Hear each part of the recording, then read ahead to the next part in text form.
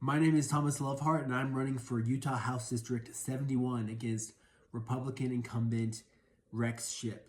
And you've probably heard a lot of Utah politicians talk about the housing crisis that we're experiencing out here. The housing crisis in Utah is existential. The American dream of purchasing a home and raising a family in your community is under attack. Home prices have doubled since the pandemic, and despite the never-ending construction of rows and rows of ugly townhomes, most Utahns can no longer afford a home in their hometown, and that's a real problem.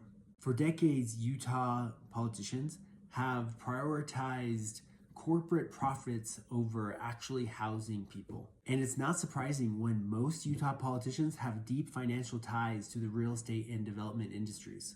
That means that they benefit from a system that rips us off, and they have little incentive to pass legislation that puts families and working people first. They argue that tax breaks to private developers will spur construction and increase supply, and prices will come down.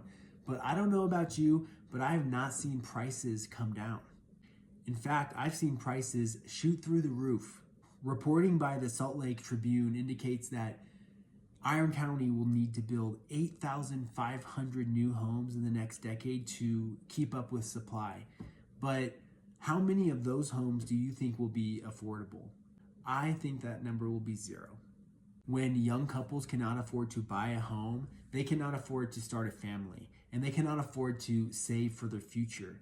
Utah's reputation as a family-friendly, pro-worker state is really under threat. We cannot let this continue. If Utah wants a strong, family-oriented, worker-centered economy, then we need to make housing affordable again.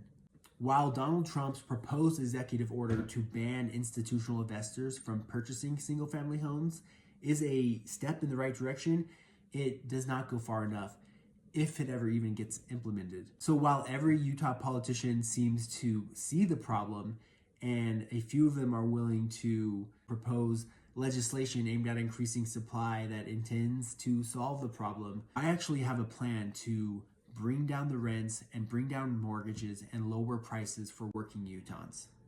It's called social housing.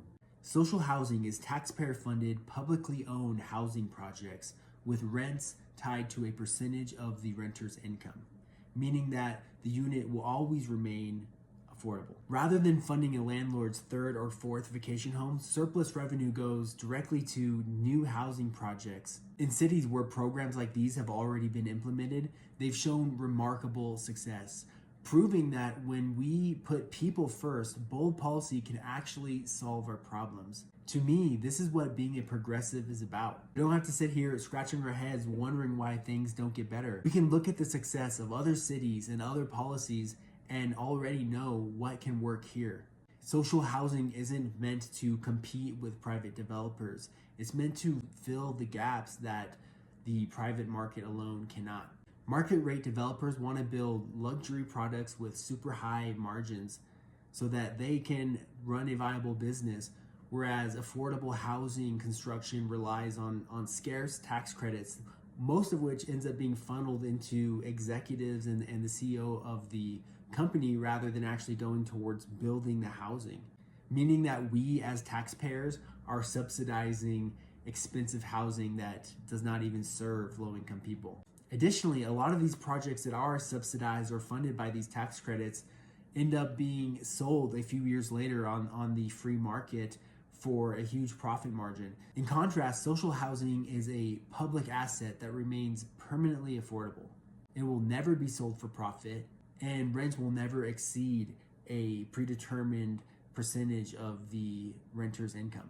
Frankly, the tools that we've tried for decades to alleviate the housing crisis and to bring down prices and to make housing affordable again have just not worked.